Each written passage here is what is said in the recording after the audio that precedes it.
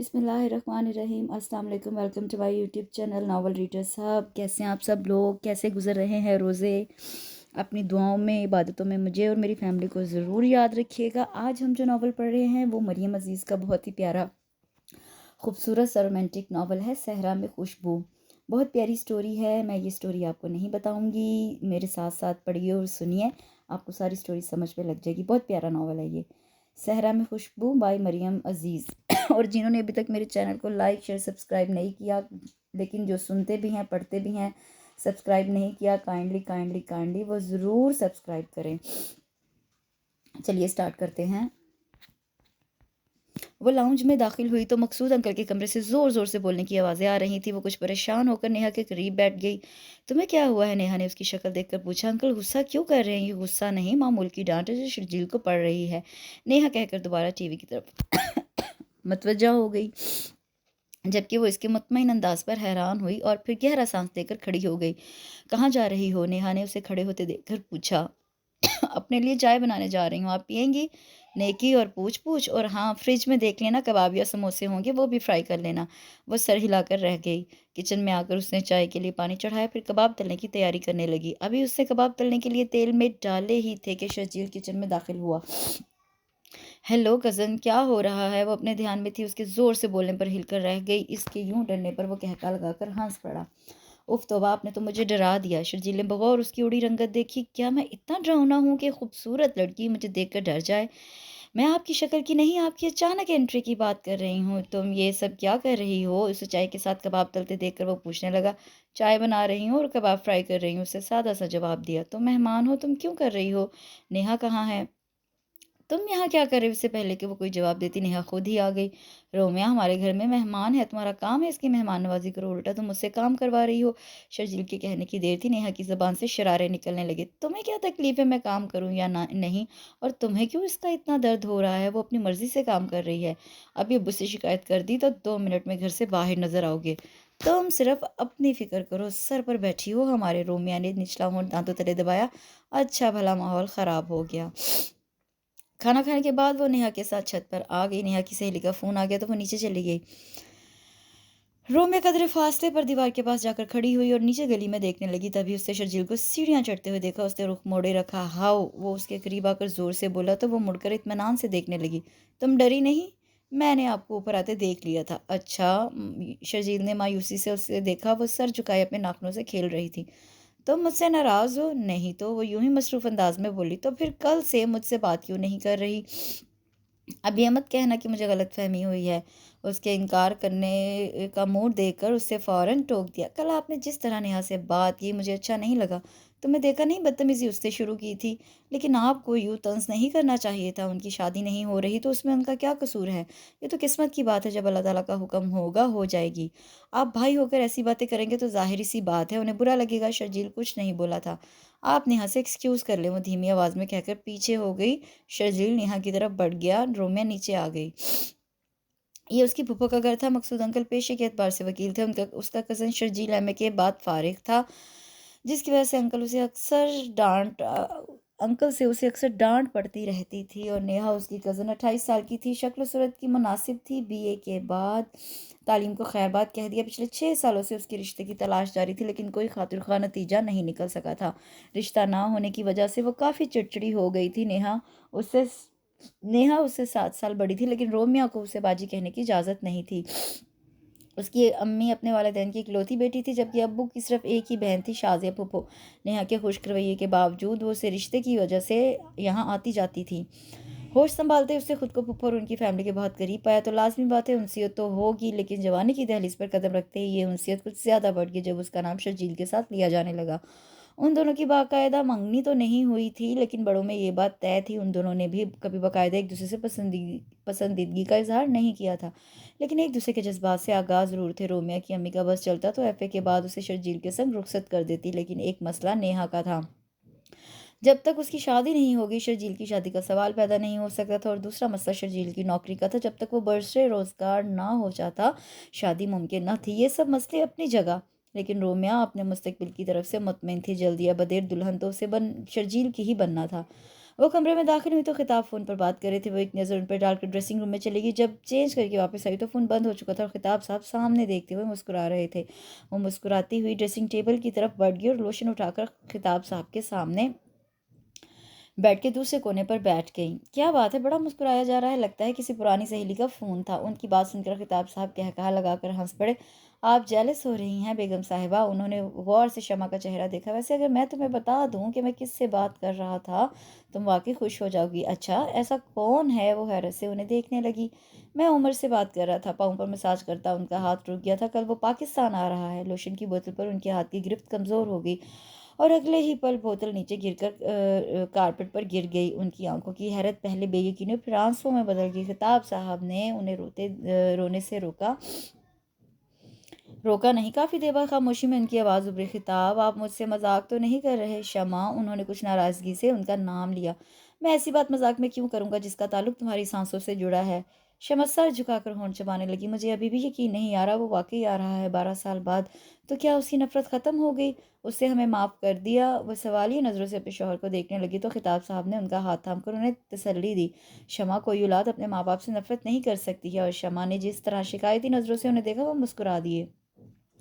सब भूल जाओ जो हुआ। अब हमारा बेटा आ रहा है, उसके इस्तकबाल की तैयारियां करो।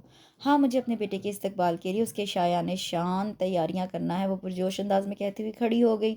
सरदारा, सरदारा, उनकी तेज़ पुकार पर वो भागने के अंदाज में किचन से बाहर आई थी। खैरियत भाभी? वो परेशानी से उनकी शक्ल देखने लगी। सरदारा, उमर आ रहा है। उन्होंने सरदारा को दोनों बाजू से पकड़कर घुमा डाला। उनका बस नहीं चल रहा था कि वो क्या कर डालें। दूसरी तरफ सरदारा की वही हालत थी जो थोड़ी देर पहले उनकी थी। आप सच कह रही हैं भाभी? बाबा आ रहा है? हाँ सरदारा, वो आ रहा है। कल वो मेरी आंखों के सामने होगा। 12 साल बाद मेरी आंखों की प्यास बुझेगी। उसका बचपन जवानी मैं तस्वीरों में ही देखती रही। उन्होंने लाउंज की दीवार की तरफ देखा जो उमर की तस्वीरों से भरी थी। सरदारा, तुम्हें याद है ना जब मैं और खिताब पहली बार उमर को लेकर आए थे? खामोशी पर उन्होंने मुड़कर देखा, फिर चलती हुई उसके सामने आ गई और उसके दोनों हाथ थाम लिए। मैं भी कितनी पागल हूं ना सरदारा, तुमसे पूछ रही हूँ कि तुम्हें उम्र और उम्र से वाबस्ता बातें याद हैं? तुम कैसे भूल सकती हो? मैंने तो उसे सिर्फ पैदा किया था, तुमने तो उसे पाला था, तुम्हारे हाथ में बड़ा हुआ था। फिर पता नहीं कहाँ कमी रह गई मेरे प्यार में या तुम्हारे। कहते हुए उन्होंने निचला होंठ दांतों तले दबा लिया। उनके चेहरे पर शदीद तकलीफ के आसार थे। सरदारा से फरते मसरत के बाइस कुछ बोला ही नहीं गया। बस उनके हाथ से अपना हाथ निकालकर उनके कंधे पर रख दिया। सारी रात वो सोने की कोशिश करती रही लेकिन नींद आंखों से कोसों दूर थी। करवटें बदल बदल कर जिस्म दुखने लगा था। नजर जैसे घड़ी पर ठहर सी गई थी और रात जैसे रुक सी गई थी। 5 बजते ही उन्होंने खिताब को आवाज़ दी और वो एक ही आवाज़ पर उठ गए। उनके फ़ौरन जाने पर वो मुस्कुरा दी। 6 बजे खिताब एयरपोर्ट के लिए रवाना हो गए और बेचैनी से वो पूरे सारे घर में चकराने लगी। हर चीज़ तैयार थी, बस आने वाले का इंतज़ार था। उसकी तस्वीर के आगे खड़े होकर वो उसके एक एक नक्श को आंखों के रास्ते से दिल में उतारने लगी। तभी बाहर खिताब की गाड़ी का हॉर्न बजा और उनके दिल की धड़कनें एकदम तेज़ हो गई थी। सरदारा भी किचन से निकलकर बाहर की तरफ भागी जबकि वो वहीं सोफे के सहारे खड़ी थी। उनकी टांगों में जैसे जान ही नहीं रही थी। उनकी नज़रें दरवाजे पर जैसे रुक सी गई हों। फिर खुशी से जगमगाते चेहरे के साथ पहले सरदारा फिर फिर खिताब और उनके पहलू में वो उनकी नज़र जैसे साकित हो गई। कितना बड़ा हो गया है उसका कद, खिताब से भी ऊंचा था, खूबसूरत भी हो गया है। स्याह जैकेट में उसकी रंगत कितनी निखरी हुई लग रही थी।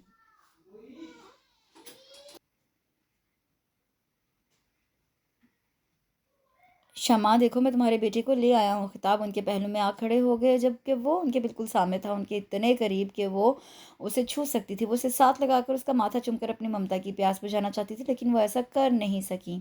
इन 12 सालों में उसके कद और चेहरे में काफ़ी फर्क आ गया था लेकिन चेहरे की सख्ती और आंखों की बेगानगी अब भी बरकरार थी। होंठों पर आज भी मुस्कुराहट नहीं थी। उन दोनों को यूं खामोशी से एक दूसरे के सामने खड़े देखकर खिताब साहब बोले थे, भाई शमा, कुछ तो बोलो। फिर बेटे की तरफ मतवज्जह हुए, उमर, लगता है तुम्हारी माँ को अभी तक यकीन नहीं आया कि तुम आ गए हो, वरना जब से मैंने इन्हें बताया है कि तुम आ रहे हो पागलों की तरह सारे घर में फिर रही हैं। तुम्हारी पसंद के खाने भी बनाए हैं। क्यों भाई सरदारा, नाश्ते में क्या है?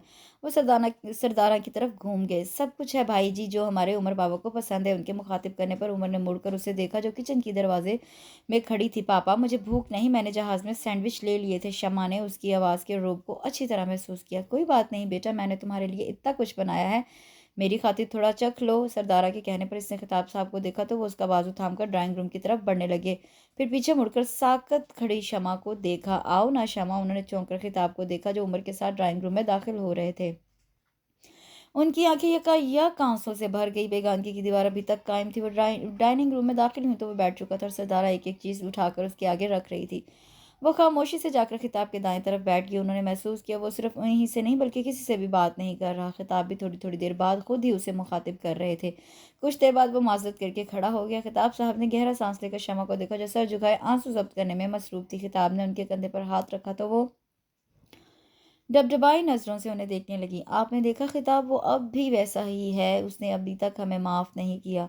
फजूल बातें सोचकर दिल छोटा ना करो। इतने साल अकेले रहकर इंसान ऐसा हो ही जाता है। शुक्र करो उसके मिजाज की वो शिद्दत पसंदी कम हो गई है। और जहाँ तक माफ़ करने की बात है, उसका यहाँ आना वो भी अपनी मर्ज़ी से इस बात का सबूत है कि वो हमें माफ़ कर चुका है। उसके दिल में जो गलत फहमियाँ हैं, अब उसे हमने अपने प्यार से दूर करना है और अब उसे जाने नहीं देना। तुम समझ रही हो ना शमा? खिताब साहब ने उसकी आंखों में देखकर पूछा तो उन्होंने इस बात में सर हिला दिया था। दो दफ़ा दस्तक के बाद जब दरवाज़ा दोबारा ना खुला तो उन्होंने धीरे से हैंडल घुमाया। दरवाज़ा खुलते ही एसी की खून खवा ने उनका इस्तकबाल किया। कमरे में टीवी की रोशनी फैली थी जबकि वो बेड पर औंधे मुंह लेटा हुआ था। वो बेड के करीब जाकर खड़ी हो गई। उसके पाँव बेड से नीचे लटक रहे थे। एक बाजू सीने के नीचे और दूसरा सर के नीचे था। वो बेसाख्ता मुस्कुरा दी। बचपन की ये आदत आज भी बरकरार थी। वो उसके करीब बैठ गई और प्यार से उसके बालों में उंगलियां फेरने लगी। उन्होंने झुककर उसकी पेशानी चूमी। उसकी आंखों में ज़रा सी जुम्बश हुई और फिर उससे पूरी आंखें खोल दी। सर घुमाते ही उसकी नज़रें उन पर पड़ी तो वो तेज़ी से उठ बैठा। उसके यूं उठने पर वो शर्मिंदा सी हो गई। उसने ज़रा नज़र घुमाकर उन्हें देखा। आपको मुझसे कोई काम था? नहीं, वो बहुत धीरे से बोली थी। मैं तो सिर्फ तुम्हें देखने आई थी। तुम्हारा दिल लग गया ना यहाँ? दिल वहाँ लगाया जाता है जहाँ मुस्तकिल रहना हो। जब मुझे यहाँ रहना ही नहीं तो दिल लगाने का फ़ायदा? उसके जवाब पर शमा के चेहरे पर दुख की परछाइयाँ उतर आईं। रहना नहीं है? उन्होंने हैरत से दोहराया। क्यों नहीं रहना उमर? यहाँ तुम्हारे माँ बाप हैं, तुम्हारा घर है, बिजनेस है जिसे तुमने संभालना है। वहाँ क्या है जबकि तुम अपनी पढ़ाई भी कंप्लीट कर चुके हो? वो इस्तेहज़ाई अंदाज में मुस्कुराकर पूरे का पूरा उनकी तरफ घूम गया। मेरे ख्याल में मेरे लिए यहाँ कुछ भी नहीं है। और कौन से माँ बाप की बात कर रही हैं आप? वो माँ बाप जिन्होंने 13 साल की उम्र में मुझे सात समंदर पार फेंक दिया उस वक्त जब मुझे आपकी बेहद ज़रूरत थी। उमर मेरी जान। वो बेख्तियार होकर उनकी तरफ बढ़ी और उसका चेहरा दोनों हाथों में थाम लिया। तुम्हें खुद से दूर करना हमारे लिए आसान नहीं था। तुम हमारी जान हो। दिल पर पत्थर रखकर तुम्हें खुद से दूर किया था सिर्फ तुम्हारी भलाई के लिए, तुम्हारे ज़हनी सुकून के लिए।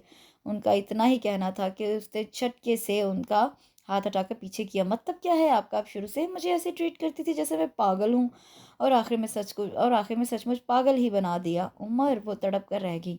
मैं पिछली बातें नहीं दोहराना चाहता। मैं यहाँ क्यों आया हूँ मुझे नहीं पता, लेकिन इतना ज़रूर बता दूँ कि आप लोगों के लिए नहीं आया और ना ही मेरा इरादा यहाँ सेट होने का है। अब मुझे इन तन्हाइयों की आदत हो गई है। वो कहकर रुका नहीं, तेज़ी से बाहर निकल गया। वो भागने के अंदाज में उसके पीछे लपकी लेकिन वो गाड़ी लेकर निकल चुका था। उसकी उंगलियां तेज़ी से खिताब की का मोबाइल नंबर मिलाने लगी। डाइनिंग रूम में वो तीनों मौजूद थे लेकिन इतनी खामोशी थी कि सिर्फ प्लेटों में कभी कभी चमचा लगने की आवाज़ आ रही थी। शमा की तवज्जो खाने की तरफ नहीं थी। वो मुसलसल बेचैनी से खिताब की तरफ देख रही थी जो खाने के दौरान वक्तन फ़वक्तन उमर पर नज़र डाल रहे थे। पानी का गिलास टेबल पर रखकर गला खंखा कर वो उमर की तरफ मतवज्जा हुए। उमर उनके पुकारने पर वो उनकी तरफ देखने लगा। देखो बेटा, अभी तुम्हें पाकिस्तान आए हुए कुछ दिन हुए हैं, तुम्हें रास्तों का भी इल्म नहीं और दूसरे यहाँ के हालात भी अच्छे नहीं हैं। लोग गन पॉइंट पर नुकसान पहुंचा जाते हैं। बाहर जाओ तो ड्राइवर को साथ ले जाया करो। उनके बोलने के दौरान वो हाथ रोके उन्हें देख रहा था। फिर इसी तरह देखते हुए कहने लगा, पहली बात तो ये कि मैं हर काम अकेला करने का आदी हूँ। मैं अमेरिका में ना रूम शेयर करता था ना ही ड्राइव ड्राइव करते हुए कोई मुझे साथ पसंद है। और दूसरी बात यह कि मैं बच्चा नहीं हूँ। रास्ता ना मिला तो खो जाऊंगा। और जहाँ तक हालात की बात है तो गन पॉइंट पर क्या होगा? ज़्यादा से ज़्यादा मेरा वॉलेट या गाड़ी ले जाएंगे या मुझे गोली मार देंगे। उसके बेरहम तज्ज़िये पर दोनों ने दहल कर उसे देखा। क्या फ़र्क पड़ता है? वो कंधे उचकाकर बोला। शमा की आंखों से आंसू रमा हो गए। दिल तो खिताब साहब का भी जैसे किसी ने मुट्ठी में ले लिया था लेकिन वो कंट्रोल कर गए थे। तुम्हारे लिए ये कहना आसान है उमर, शायद तुम्हें खुद से प्यार नहीं, लेकिन हम दोनों की तो दुनिया तुमसे शुरू होकर तुम पर ख़त्म होती है। खुदा न खास्ता अगर तुम्हें कुछ हो जाए तो शायद वो हमारी ज़िंदगी का आखिरी दिन होगा। अब की बार वो कुछ नहीं बोला, बस दोबारा चमचा उठा लिया। शमा और खिताब भी खामोशी से प्लेट पर झुक गए। उसके मोबाइल की बीप बजी तो वो एक्सक्यूज़ करके उठ गया जबकि वो दोनों एक दूसरे को देख कर रह गए। वो किताब कब से आगे रखे बैठी थी लेकिन पढ़ना मुहालता नज़र बार बार भटक कर किचन की तरफ जाती जहाँ नीरा मौजूद थी। बर्तन पटकने की आवाज़ बाहर तक आ रही थी। तभी बाहर बाइक रुकने की आवाज़ आई और वो बहुत अच्छी तरह जानती थी कि कौन आया और पहली बार उसने सोचा काश आज और ख़ास तौर पर इस वक्त ना आता उससे दरवाज़ा खोला तो बाहर मुस्कुराता हुआ शर्जील था, जबकि उसको मुस्कुराने में बड़ी दिक्कत पेश आई थी। किचन से निकलती नीरा शर्जील को देखकर रुक गई।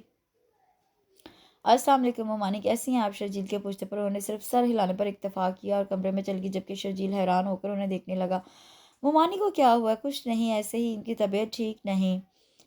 आप अंदर चले। नहीं, यही ठीक है। वो सहन में रखे तख्त पर बैठ गया। मैं तुम्हें लेने आया हूँ, हमारे ताया की बेटी की शादी है, नेहा को शॉपिंग पे जाना है, उसने कहा है तुम्हें ले आऊँ। रोमियो ने मुड़कर कमरे की तरफ देखा जहाँ उसकी अम्मी मौजूद थी। शर्जील, मैं ज़रूर चलती, लेकिन आज अम्मी का मूड ठीक नहीं, मुझे नहीं लगता कि अम्मी मुझे जाने की इजाज़त देंगी। ममानी क्यों मना करेंगी? मैं खुद उनसे बात करता हूँ। वो उठने लगा। रोमियो फ़ौरन बोली, आप बात ना करें, अम्मी को आप पर ही गुस्सा है। क्यों? वो हैरान होकर उसे देखने लगा।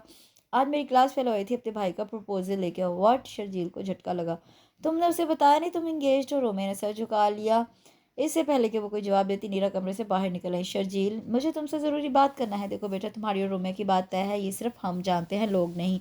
आज इस तरह रोमियो की क्लास फेलो अपने भाई का प्रपोजल लेकर आई है, कल को कोई और भी आ सकता है। कब तक हम अपनी बेटी को बिठा कर रख सकते हैं?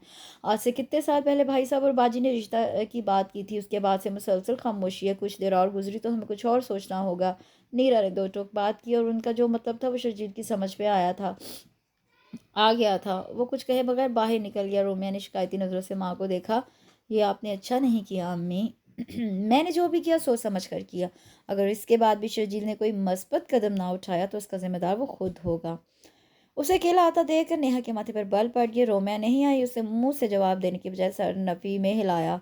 क्यों? उसके सवाल पर शर्जील ने गुस्से से उसे देखा। मैं तुम्हारा या उसका नौकर नहीं लगा जो तुम्हारा हुक्म हो तो उसे ले आऊँ, उसका हुक्म हो तो वापस चले जाऊँ। उसके उसके उसीले अंदाज को नेहा ने नासमझी से देखा, जबकि वो गुस्से से खोलता हुआ अंदर की तरफ बढ़ गया। वो कमरे में दाखिल हुआ तो शाज़िया फ़ोन पर किसी से बातों में मसरूफ़ थी। वो उनके सामने सोफे पर बैठ गया। बात करते हुए शाज़िया ने गौर से बेटे के बिगड़े हुए ज़ाविये देखे और मुख्तसर बात करके फ़ोन बंद कर दिया। तुम्हें क्या हुआ है? आप और अब्बू कल ही मामू के घर जाएँ और मेरी और रोमे की शादी की बात करके आएँ। तुम्हें बैठे बिठाए क्या सूझी? नहीं अम्मी, इतने साल हो गए हैं इस बात को ममानी इस बात पर ममानी सख्त खफा है। आपको पता है रोमे के रिश्ते आ रहे हैं।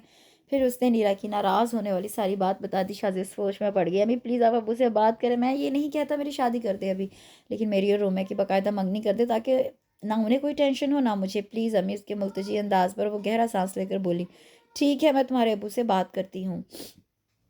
थैंक यू अम्मी। वो एकदम उनके गले लग गया। उनकी बात के दौरान वो पूरे दिमाग के साथ फाइल पर नजरें दौड़ाते रहे, लेकिन जो ही उनकी बात खत्म हुई उन्होंने ऐनक के ऊपर से उन्हें घूरा, जिसका साफ मतलब था उन्हें शाज़े की बात पसंद नहीं आई। कौन सी मल्टीनेशनल कंपनी में उसे जॉब मिली है? कितनी तनख्वाह है उसकी?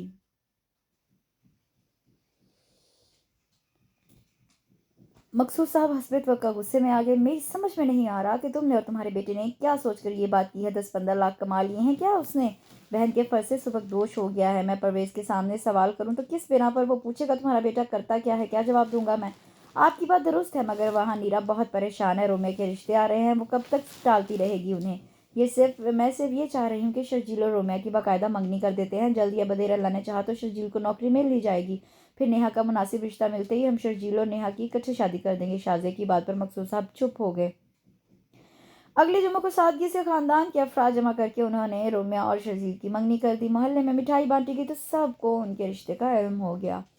लाउंज में दो अफराद बैठे थे, लेकिन खामोशी ऐसी थी जैसे वहां कोई मौजूद ही ना हो। वो हाथ में रिमोट लिए चैनल सर्च कर रहा था, जबकि वो कभी उसे और कभी स्क्रीन को देख रही थी।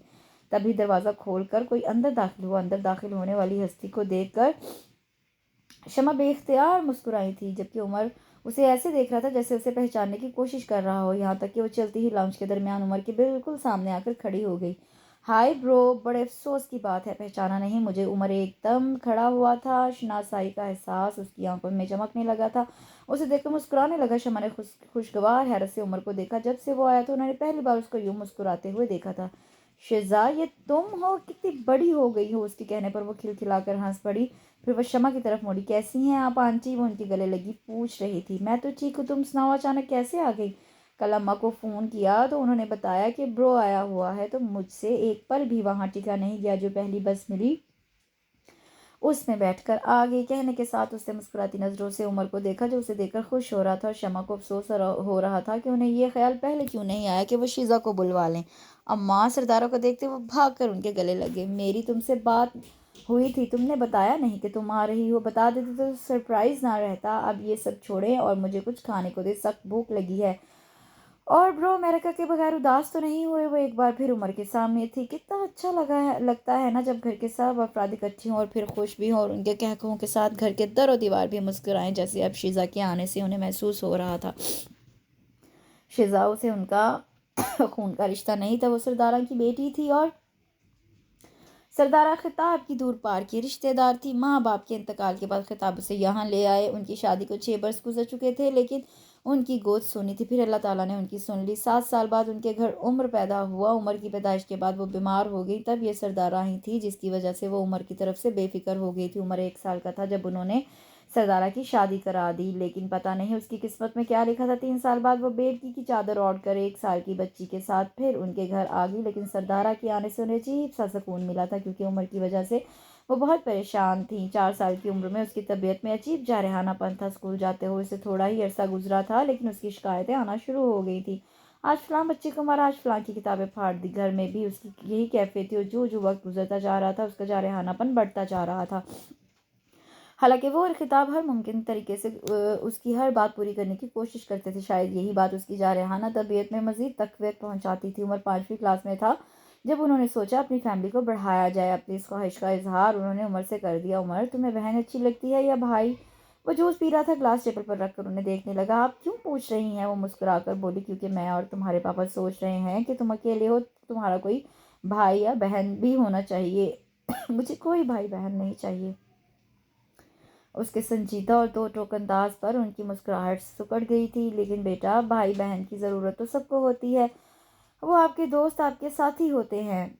मुझे किसी दोस्त किसी साथी की ज़रूरत नहीं, वो कहकर खड़ा हो गया। जब वो कितनी देर उसके लहजे पर गौर करती रही, वो दोबारा पलटा, और अगर मेरा कोई भाई या बहन आया तो आई विल किल देम, मैं उन्हें जान से मार दूंगा। और शमा अपनी जगह साकत हो गई थी।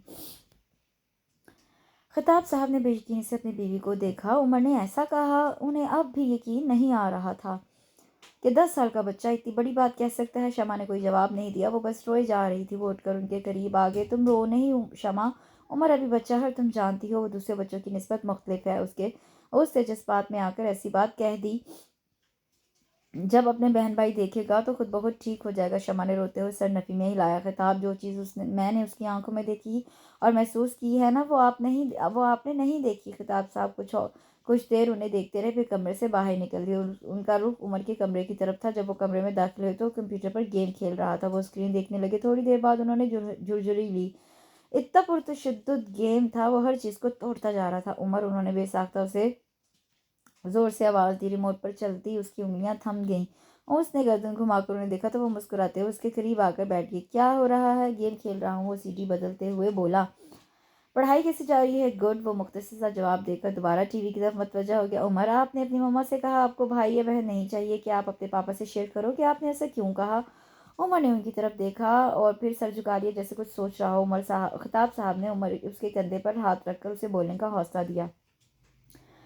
छोटे बच्चों से तो सभी प्यार करते हैं, तो जब कोई लिटिल किड हमारे घर आएगा तो आप और मम्मा उससे ज़्यादा प्यार करेंगे, और ये मुझे बिल्कुल अच्छा नहीं लगेगा। उसकी मासूम सोच पर उन्हें हैरत भी हुई और हंसी भी आई। नहीं उमर, ऐसा कभी नहीं होगा, तुम्हारी जगह कोई नहीं ले सकता। उनके कहने पर उसने नफ़ी में सर हिलाया।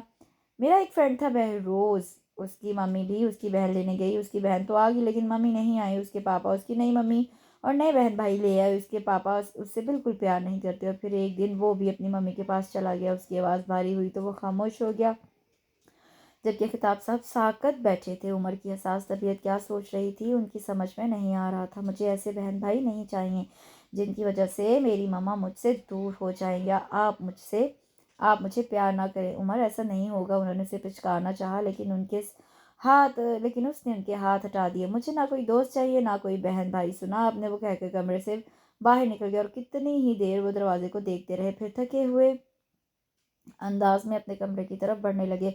कमरे में दाखिल होते ही शमा ने उन्हें देखा। उनका उतरा चेहरा उन्हें बहुत कुछ समझा गया। वो उमर को समझाने गए थे, लेकिन अब उन्हें समझा रहे थे।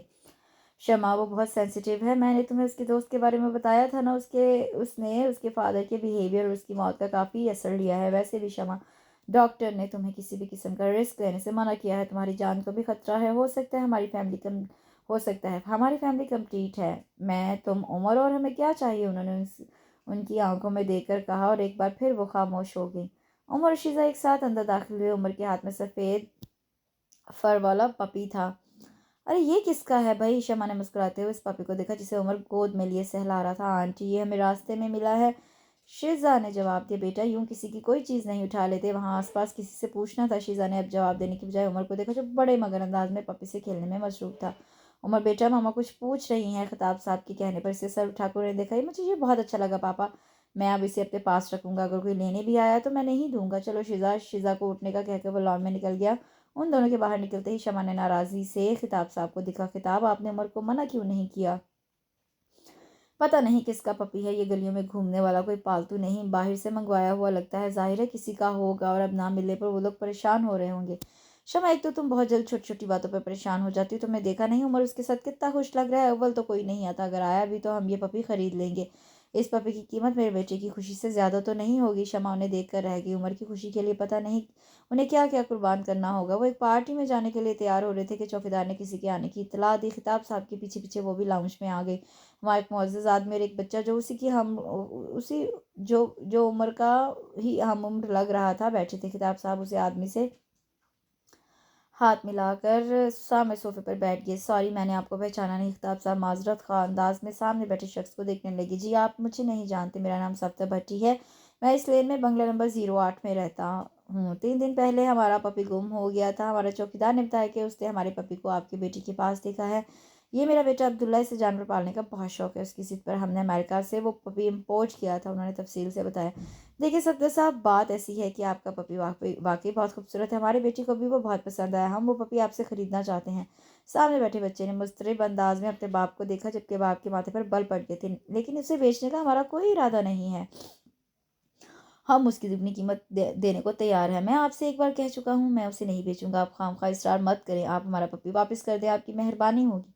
सादा से लफ्ज़ों में कहते उनका लहजा बहुत खुरदरा था। इससे पहले कि वो खिताब कुछ बोलते, शमा ने उनके कंधे पर हाथ रख उन्हें रोक दिया।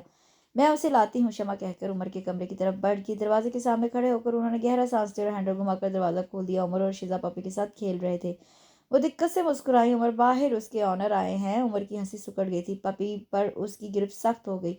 वो इसे लेने आए हैं। उन्होंने शीज़ा और उमर को देखा। उसके कहने पर उमर 2 कदम पीछे हट गया। मैं इसे नहीं दूंगा, आप उन्हें मना कर दें। तुम्हारे पापा कह रहे हैं वो तुम्हें इससे अच्छा पपी ला कर देंगे, तुम उसे वापस कर दो। आप उन्हें मना कर दें, मैं नहीं रोकूंगा, मैं नहीं दूंगा, वो एकदम चीख कर बोला। तभी खिताब साहब अंदर दाखिल हुए। शमा ने बेबसी से उन्हें देखा। उन्होंने उमर की तरफ देखा जो गुस्से में उन्हें देख रहा था। वो इसके पास जाकर प्यार से समझाते रहे, लेकिन जब वो टस से मस ना हुआ तो मजबूरन गुस्से से पपी उससे छीनना पड़ा।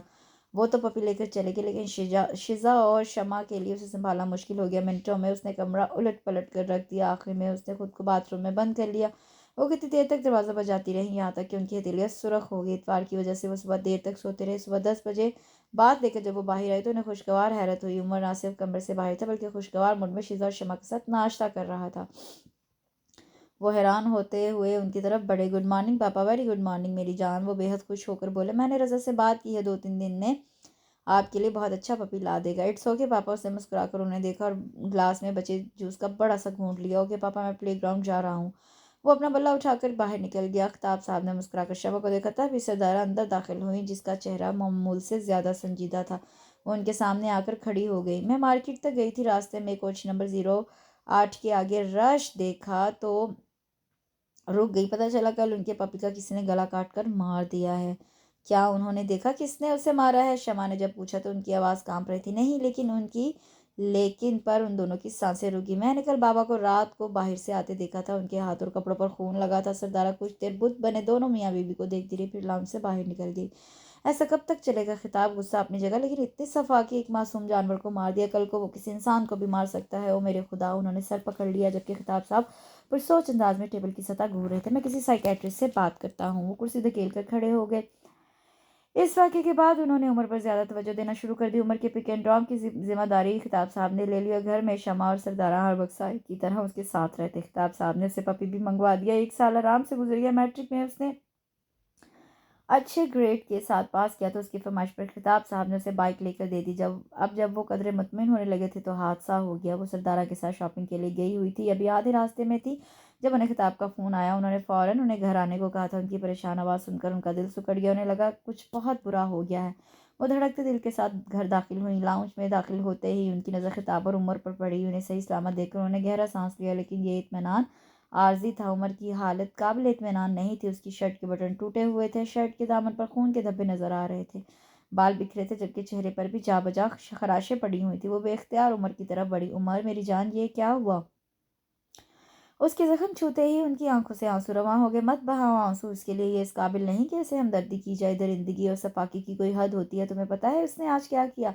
खिताब साहब ने गुस्से से बोलते हुए स्पाट चेहरा लिए उमर को देखा, जबकि शमा परेशानी से कभी उमर और कभी गजबनाक तेवर लिए खिताब को देख रही थी। आज इसने अपनी गाड़ी से एक लड़के को टक्कर मार दी और बजाय उसके कि अपनी गलती पर माजरत करता उल्टा उस लड़के से हाथापाई करने लगा। लोग उसे मारते हुए थाने ले गए थे। वहां से लेकर आ रहा हूँ साहबजादे को। हर चीज़ की एक हद होती है, लेकिन इसके पागलपन की मुझे कोई हद नज़र नहीं आती। एक उम्र लगती है इज्जत के साथ नाम बनाने में, और ये कभी चोरी करके कभी मारपीट करके मेरी इज्जत को खाक में मिलाने पर तुला है। उमर ने नजरें उठाकर उन्हें देखा। उसकी आंखों में उन्हें कोई शर्मिंदगी नजर नहीं आई, जिसने उनका गुस्सा और भड़का दिया। बेशर्मी देखो इसकी, कोई मलाल, कोई पछतावा नहीं। मुझे घूर रहा है। कुछ नहीं किया उसके लिए, कोई एहसान नहीं किया आपने मुझ पर। वो एकदम खड़ा हुआ होकर बदतमीजी से बोला। खिताब साहब एक पल के लिए उसे देख कर रह गए। दूसरे पल उनका हाथ घुमा था और उसके गाल पर अपना निशान छोड़ गया। शमा ने बेसाख्ता सीने पर हाथ रखा, जबकि उमर ने बड़ी बेयकीनी से बाप को देखा। बहुत जोर देने पर भी उसे याद नहीं आया कि कभी उसके माँ बाप ने उसको उंगली से भी छुआ हो। दूर हो जाओ मेरी नज़रों से। खिताब साहब ने उसे कमरे से बाहर निकलने का इशारा किया। करता हूँ तुम्हारा कोई इलाज। उनकी धमकी पर उमर ने होंठ भींच कर उन्हें देखा और लंबे लंबे डग भरता अपने कमरे की तरफ बढ़ गया। उसके जाते खिताब साहब ने ढाल अंदाज में सोफे पर बैठ गए और दोनों हाथों में अपना सर गिरा लिया। तुमने ठीक कहा था शमा, जो एक मासूम जानवर को यूं बेदर्दी से मार सकता है, वो कुछ भी कर सकता है। मैं इस लड़के को अस्पताल में देख कर आ रहा हूँ। इतनी बेदर्दी से मारा है उमर ने उसे। खुदा न खास्ता अगर मर जाता तो कि जानती हो क्या होता? फांसी हो जाती। शमा का सारा वजूद बेजान हो गया। 50,000 उस लड़के के घर वालों को देकर आ रहा हूँ, 50,000 पुलिस को। अभी तो मामला रफा दफा हो गया है, लेकिन अब मजीद किसी हादसे का मुतहम्मिल नहीं हो सकता।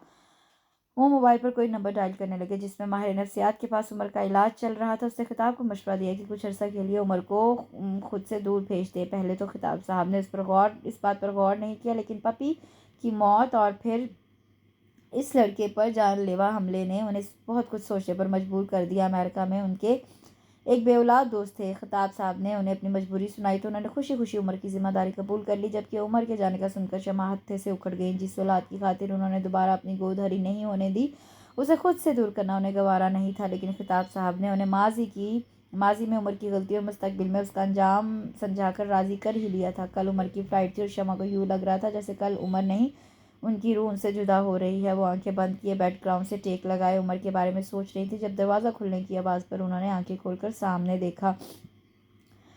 उमर दरवाजे का हैंडल थामे खड़ा था और उसकी आंखें बेतहाशा सुर्ख हो रही थीं। उनका दिल जैसे किसी ने मुट्ठी में ले लिया। वो आहिस्ता से चलता हुआ उनके करीब आकर खड़ा हो गया, उनके करीब बैठकर उनके दोनों हाथ थाम लिए। मामा, मैं आपसे हर उस बात के लिए माफ़ी मांगता हूँ जिससे आपको और पापा को तकलीफ़ हुई। आप पापा से कहें मुझे कहीं मत भेजें। मैं आइंदा ऐसा नहीं कुछ नहीं करूँगा जिससे आप लोगों को प्रॉब्लम हो। मैं आपके और पापा के बगैर नहीं रह सकता। मामा प्लीज़। आखिर में रोते हुए उसने पेशानी उनके हाथों पर टिका दी। उसके आंसू उनके हाथों पर गिर रहे थे और कतरा कतरा उनका दिल पिघल रहा था। उस वक्त उनका दिल चाह रहा था वो किताब की नसीहतें, डॉक्टर की हिदायतें, सब कुछ भूलकर अपने बेटे को सीने से लगा ले। लेकिन वो ये भी जानती थी कि उनकी ज़रा सी कमज़ोरी उम्र के मुस्तकबिल के लिए नुकसानदेह हो सकती है। तभी दरवाज़ा खुला। उन दोनों ने एक साथ मुड़कर देखा। पापा, मैं नहीं जाऊँगा। उन्हें देखकर वो अपने मखसूस उखड़ अंदाज में बोला था। खिताब साहब ने गुस्से से उसे देखा। ये बहस सब फजूल है। तुम्हारी कल सीट कंफर्म है और तुम्हारा वहाँ दाखिला भी हो चुका है। मैं देखता हूँ तुम कैसे नहीं जाते। अभी तक तुमने मेरी सिर्फ नरमी देखी है, सख्ती नहीं। उनके आखिरी जुमले पर उमर ने शाह की नज़रों से शमा को देखकर फिर तेज़ी से बाहर निकल गया। और फिर वो चला गया। जाने से पहले वो किसी से मिलकर नहीं गया। उनकी शिकायत पर खताब ने कहा, वक्ती गुस्सा है, कुछ साल दूर रहेगा, खुद ही ठीक हो जाएगा। और फिर कौन सा हमेशा के लिए जा रहा आता जाता रहेगा। लेकिन वो उन दोनों की खाम ख्याली थी। उसका गुस्सा शायद बदगुमानी और फिर नफरत में बदल गया। 12 साल गुजर गए। वो कभी पाकिस्तान नहीं आया। कब शुरू के चंद सालों के बाद अमेरिका उससे मिलने गए तो उन्हें देखकर वो दूसरी स्टेट चला गया, और जब तक वो वहाँ रहे वो वापस नहीं आया। वो जब कभी उससे मिलने का इरादा करते, वो किसी दूसरे शहर या मुल्क का रुख कर लेता। शमा उसकी तरफ से बिल्कुल मायूस हो चुकी थी कि अचानक वो आ गया। वो समझी उनकी ममता और उनकी दुआएं उसे खींच लाई हैं और वो बदल गया है, लेकिन वो तो आज भी उनसे नाराज़ था। आंटी, शीज़ा की आवाज़ पर चौंक कर उसे देखने लगी। ब्रो के लिए चाँद जैसी दुल्हन ढूँढना शुरू कर दे, ब्रो शादी के लिए मान गए हैं। वो दोनों इस मौज़ू पर बात कर रहे थे, मगर शमा माज़ी की तल्ख़ यादों में खोई हुई थी। शीज़ा की बात सुनकर मुस्कुराने लगी। मुझे शादी करनी है या नहीं, या किससे करनी है, इसका फ़ैसला मैं खुद करूँगा। इसका हक़ मैं किसी को नहीं दूँगा, चाहे वो रिश्ते में मेरे माँ-बाप ही क्यों ना हों। जब मैं खुद इस काबिल हूँ कि अपने फ़ैसले कर सकूँ, तो मैं क्यों किसी की राय लूँ? शमा का चेहरा आन वाहिद में लट्ठे की मानद सफ़ेद पड़ गया।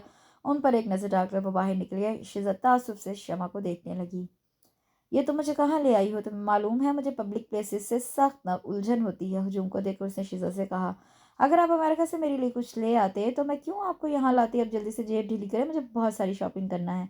उमर ने बहस नहीं की और उसके पीछे चलने लगा। शीज़ा एक ज्वेलरी की दुकान में घुस गई। 15 मिनट तक जब शीज़ा की मसरूफियत में कोई फ़र्क ना आया तो उसे बताकर बाहर निकल आया। बाहर मौसम बहुत अच्छा था, तेज़ हवा चल रही थी। सतून के करीब खड़े होकर वो आते-जाते लोगों का जायज़ा लेने लगा और फिर कुछ ख़्याल आने पर अपना मोबाइल निकाला और ट्रैवल एजेंट का नंबर मिलाने लगा, जब एक रंगीन आंचल आकर उसके चेहरे पर रुक गया। चल-चल कर उसके पाँव शल हो गए थे, लेकिन नेहा पता नहीं कैसा ड्रेस लेना था। वो नेहा को ये कह भी नहीं सकती थी कि वो थक गई है कि कहीं उसका मूड ना ख़राब हो जाए, क्योंकि शर्जील से बाकायदा मंगनी के बाद वो उससे खफ़ा-खफ़ा सी थी। नेहा, जो कुछ लेना है जल्दी लो, वरना घर चलो, फ़िज़ूल चक्कर लगवा रही हो। जो बात रोमिया ने कहना थी वो शर्जील ने कह दी। तुम थक गए हो तो कहीं बैठ जाओ, मैं रोमिया के साथ चली जाती। रोमिया ने एक बेबस नज़र शर्जील पर डाली और नाज़ार नेहा के साथ चल पड़ी। नेहा एक स्टॉल के पास रुकी जहाँ बेतहाशा रश था। वो एक साइड पर खड़ी हो गई, दुपट्टा ठीक करने लगी। नेहा वहाँ से फारिग हुई तो उसने उसके पीछे जाने के लिए कदम बढ़ाए, लेकिन एकदम कदम बढ़ाते ही उसे रुकना पड़ा। उसका दुपट्टा कहीं अटक गया था। उससे ज़रा सा गर्दन घुमाकर देखा, फिर हैरत के मारे पूरी की पूरी घूम गई। उसके दुपट्टे का कोना सतून के पास खड़े शख्स के हाथ में था और उसके मुड़ने पर उसने भी उसे देखा। रोमिया ने उस शख्स की नज़रों को अपने चेहरे पर ठहरते महसूस किया था। उन नज़रों में जाने क्या था कि उसे अपना चेहरा देखता हुआ महसूस होने लगा। उससे अपना दुपट्टा खींचा, उसके बावजूद ना उसने नज़रों का ज़ाविया बदला और ना ही उसका दुपट्टा छोड़ा। रोमिया ने घबरा कर अपने दाएं-बाएं देखा। लोग अपने ध्यान में थे, लेकिन कुछ लोग उनकी तरफ मतवज्जा भी हो गए थे। रोमिया यकदम परेशान सी हो गई। इतने हजूम में भी उसे इस शख्स से अजीब-सा खौफ महसूस हुआ था। वो 2 कदम चलकर उसकी तरफ बढ़ी। मेरा दुपट्टा, रोमिया ने बहुत आस्तगी से उसकी तरफ देखे बगैर कहा। उसने दुपट्टा छोड़ दिया और वो ऐसे भागी जैसे मौत का फरिश्ता उसके पीछे लगा हो। नेहा, मेरा ख्याल है घर चलते हैं, बाकी शॉपिंग कल कर लेंगे। चलो ठीक है, तुम्हारी तबीयत भी ठीक नहीं लग रही, बस ये चूड़ियाँ ले लें। ये कहकर नेहा फिर चूड़ियों के स्टॉल की तरफ मुड़ गई। रोमियो ने पीछे मुड़कर देखा, वो कहीं नहीं था। वो हर सेकंड के बाद इर्द-गिर्द नज़र भी डाल रही थी। वो शख्स ना जाने क्यों उसके हवासों पर सवार हो गया था। तुम भी ले लो, नेहा के कहने पर उसने पहले चौंक कर नेहा को और फिर चूड़ियों को देखा, फिर सर झटककर सारा ध्यान चूड़ियों पर लगा दिया। मल्टी शेड में बहुत खूबसूरत चूड़ियाँ थी। उससे कुछ चूड़ियाँ उठाकर पहन ली। उसकी नाजुक कलाइयों में वो बहुत अच्छी लग रही थी। उससे मुस्कुराते हुए जूही चूड़ियों वाले से कीमत पूछने के लिए सर उठाया, उसकी मुस्कुराहट गायब हो गई, बल्कि हाथ में पकड़ी चूड़ियां भी गिर गई। वो शख्स बिल्कुल उसके सामने खड़ा था। क्या हुआ? उसको यूं साकित खड़े देखकर नेहा ने पूछा। तुम्हारी तबीयत ज़्यादा ख़राब लग रही है, चलो घर चलते हैं। नेहा के कहते ही वो तेज़ी से मुड़ गई। ब्रो, वो तेज़ी से आगे बढ़ रहा था जब शीज़ा की आवाज़ पर रुक गया। उसने मुड़कर देखा, वो भागती उसकी तरफ आ रही थी। कहाँ जा रही है? मैं कब से आपको ढूंढ रही थी। उसके करीब पहुंचने पर वो हाँफते हुए बोली। उमर ने मुड़ कर उसकी तरफ देखा, वो नहीं थी। वो बेचैनी से अजनबी चेहरों में तलाश करने लगा। क्या हुआ? किसको ढूंढ रहे हैं? उसकी नज़रों के ताकों में देखते हुए शीज़ा ने पूछा। कुछ नहीं, चलो। वो चल पड़ा, लेकिन चंद कदम चलकर उसने फिर पीछे मुड़कर देखा था। अपनी ज़िंदगी में उसे कई चेहरे अच्छे लगे थे, लेकिन यूं किसी चेहरे ने बेचैन नहीं किया था। पता नहीं वो कौन थी, कहाँ रहती थी। वो सोचने लगा। अपने महसूसात वो किसी से शेयर करना चाहता था। शीज़ा का ख्याल आते ही उसने घड़ी की तरफ देखा जहाँ रात का 1 बज रहा था।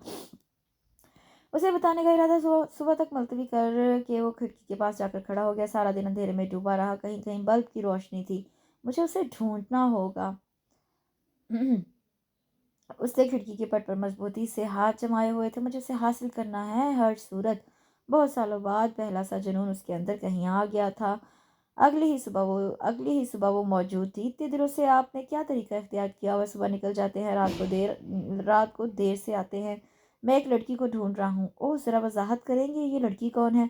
उस दिन हम मार्केट गए थे ना, वहाँ नज़र आई थी, फिर वो लोगों के हजूम में गुम हो गई, लेकिन तुम फिक्र ना करो, मैं उसे ढूंढ लूँगा। उसके पुरज़्म अंदाज़ पर शीज़ा ने अब्रूज खाकर देखा। मामला काफ़ी सीरियस लगता है। क्या वो बहुत खूबसूरत है? हाँ, कम अज़ कम मुझे तो वो दुनिया की खूबसूरत तरीन लड़की लगी थी। वो सामने दीवार की तरफ देखते हुए बोला, जैसे वहाँ उसकी तस्वीर लगी हो। इसलिए इसलिए आपने अपनी सीट कैंसिल करवाई है? उमर ने चौंक कर उसे देखा। ट्रैवल एजेंसी से फ़ोन आया था। शीज़ा ने उसकी हैरत दूर की। आप तो कह रहे थे मुझे किसी पाकिस्तानी लड़की से शादी नहीं करना। शीज़ा ने तंज़िया अंदाज में उसे पिछली बात का हवाला दिया। उमर ने उसका कोई जवाब नहीं दिया। टॉवल उठाकर बाथरूम चला गया।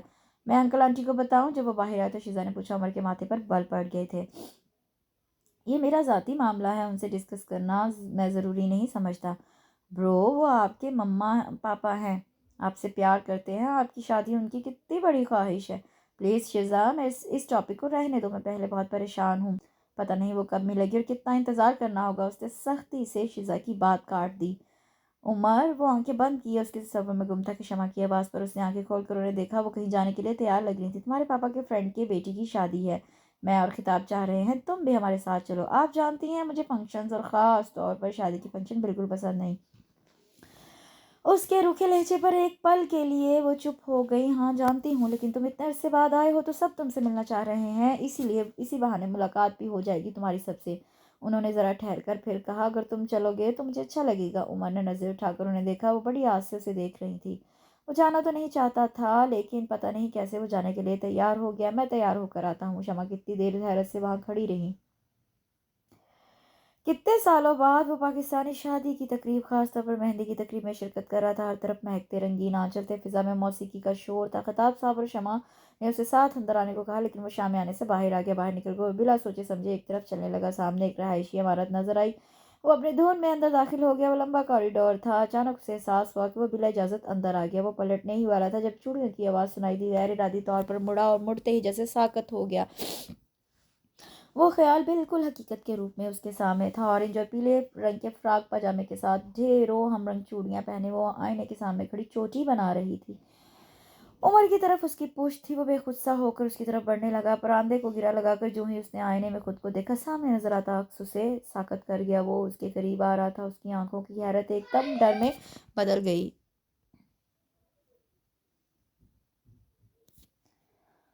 वो तेजी से पलटी। वो उससे ज़रा ही फासले पर था। उसके चेहरे पर खौफ के वाज़ेह असरात थे। उसका डर उसके दिल का डर उसके चेहरे से भी छलकने लगा, जबकि उसके बरक्स उमर का चेहरा जगमगा रहा था। हाय, आई एम उमर। उमर खताब अपना तारुफ करवाने के साथ उसने हाथ भी बढ़ा दिया। हम पहले भी मिल चुके हैं मार्केट में, शायद तुमने मुझे नहीं पहचाना। मैं तुम्हें ही ढूंढ रहा था, उस दिन भी तुम गायब होगी। तुम्हारा नाम क्या है? वो कहते हुए एकदम मजीद आगे बढ़ा तो रोमिया चौंक कर पीछे हटी तो दीवार से टकरा गई और फिर बाहर निकलने के लिए आगे बढ़ी, लेकिन वो एकदम सामने आ गया। वो टकराते टकराते बची। इस बदतमीजी पर उसका दिल चाहा कि एक थप्पड़ लगा दे, लेकिन एक तो वो कभी भी इतनी बहादुर नहीं रही, दूसरा इस तरह की सूरत हाल से भी उसका वास्ता नहीं पड़ा था, सो वो कुछ ना कर पाई। मैंने तुम्हारा नाम पूछा है। उसका लहजा ऐसा था जैसे नाम पूछे बगैर उसे जाने नहीं देगा। बदकिस्मती से वो बिल्कुल अकेली थी। उसके कपड़ों पर मेहंदी लगी थी। वो उसे साफ करने आई थी और ये शख्स पता नहीं कहाँ से आ गया था और क्यों उसके पीछे पड़ गया था। उसने नजर उठाकर दोबारा उसे देखा, जो दीवार की मानिंद उसके सामने खड़ा था। वो एक बार फिर हिम्मत मजतमा करके आगे बढ़ी थी, लेकिन दूसरे ही कदम पर उसे लगा गोया ज़मीन ने उसे जकड़ लिया हो। उमर ने उसका हाथ पकड़ लिया। उसकी इतनी जुर्रत पर उसके रहस्य और सानवे ख़ता हो गए। उसे अपनी बेबसी पर एकदम रोना सा आ गया। उमर ने बेहद हैरत से उसकी तरफ देखा और उसका हाथ छोड़ दिया।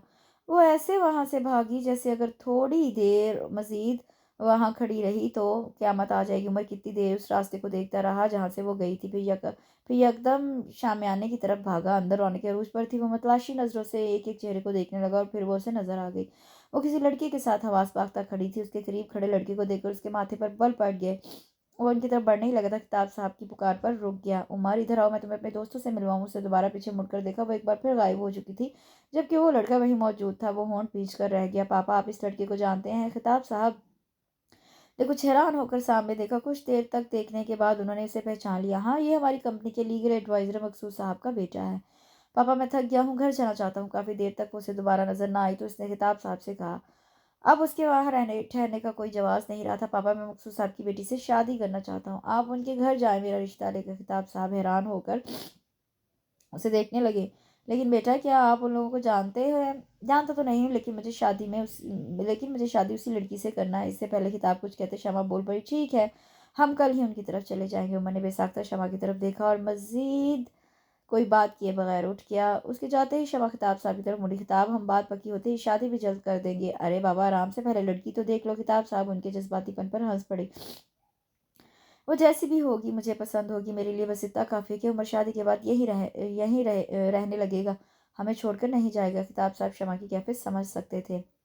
क्या कहा उन्होंने पापा? उमर ने बेताबी से पूछा। अगले जुम्मे को मंगनी का कह दिया है, खिताब साहब ने बता दिया। तो क्या वो मान गया है? कैसे नहीं मानते मेरा बेटा, लाखों में एक है, कोई इनकार कर सकता है भला? आपकी शमा ने जवाब दिया। उमर मुस्कुरा दिया। आपको अच्छी लगी मामा? उमर ने कदरे झिझकते हुए पूछा। हाँ अच्छी है, शम्मा ने सादे से अंदाज में जवाब दिया। नाम क्या है उसका? उमर का अगला सवाल था। और शम्मा ने उलझकर खिताब साहब को देखा कि उमर ने लड़की पसंद कर ली मगर नाम मालूम नहीं। नेहा। नेहा, इसने हल्के से दोहराया। फिर थोड़ी देर बाद उठकर चला गया। उसके जाने के बाद शम्मा और खिताब देर तक सोचते रहे कि इस आम सी लड़की में उमर को क्या नजर आया, जबकि वो उम्र में भी उससे बड़ी लग रही थी। उनके लिए बस इतना काफ़ी था कि उमर अब अमेरिका वापस नहीं जाएगा। और फिर इसके मिजाज की तलखियाँ भी कम होने लगी थी। ड्राइंग रूम में सबके दरमियान उमर भी बैठा हुआ था। चेहरे पर खुशी के रंग बिखरे हुए थे। शमा और खिताब अपने बेटे को खुश मसरूर थे, देखकर मसरूर थे। और मकसूद साहब अपनी बेटी के लिए इतना अच्छा रिश्ता मिलने पर।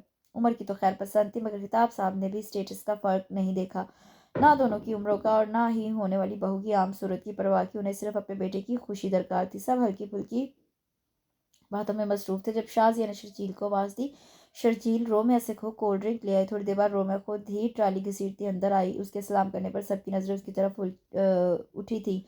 ग्लास थाम कर उसे बड़े इश्तियाक से नेहा के होने वाले मंगेतर को देखा, लेकिन उसे देखते ही दम बखुद रह गई। हाथ में पकड़ा ग्लास जमीन पर गिरकर किरचों में तब्दील हो गया। उमर एकदम उसे खड़े होकर होते ही बाकी सब भी हैरत के मारे खड़े हो गए। उमर के चेहरे पर हैरत ही हैरत थी। क्या हुआ रोमिया? शाहज़ाद ने करीब आकर तशवीश से उसे देखा तो उसे थूक निकलकर सर न पे महिलाया। शमा बहन, ये रोमिया है, मेरी भतीजी और होने वाली बहू।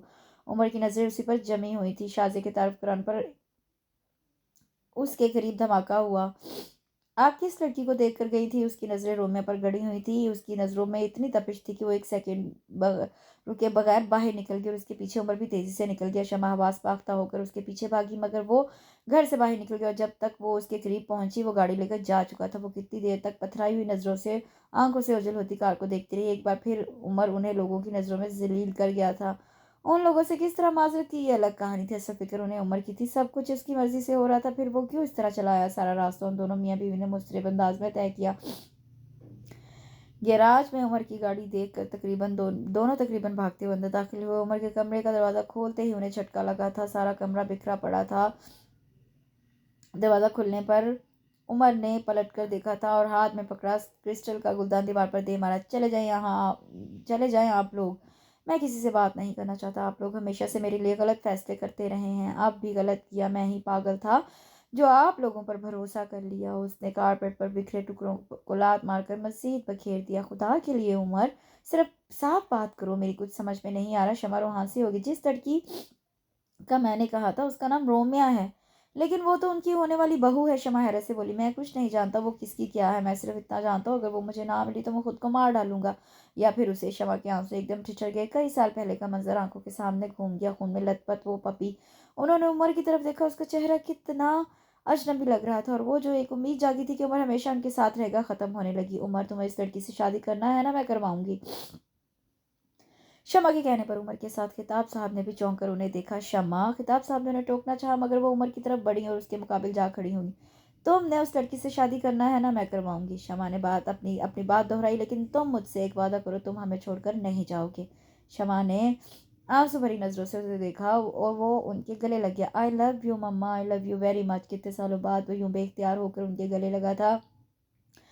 उस एक प्यार भरे लम्स के लिए शमा कुछ भी करने को तैयार थी, जबकि उनसे कुछ फासले पर खड़े खिताब साहब बुरी तरह उलझ गए थे। अगले ही दिन वो नीरा के सामने बैठी थी। देखिए, मैं अभी तो कुछ नहीं कह सकती, रोमिया के अब्बू आएंगे तो मैं उनसे बात करके ही आपको जवाब दे सकूंगी। ठीक है, हमें आपकी हाँ का इंतज़ार रहेगा, शमा ने पुरयकीन अंदाज में कहा।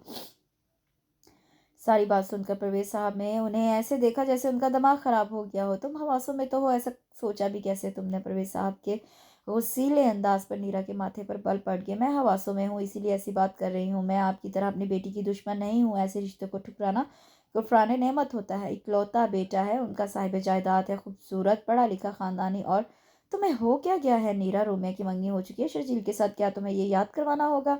वो रिश्ता नेहा के लिए आया था, पता है ना तुम्हें मेरी बहन को कितना सदमा हुआ है इन लोगों की इस हरकत पर। याद रखो, मैं ऐसा कोई काम नहीं करूँगा जिससे मेरी बहन नाराज़ हो।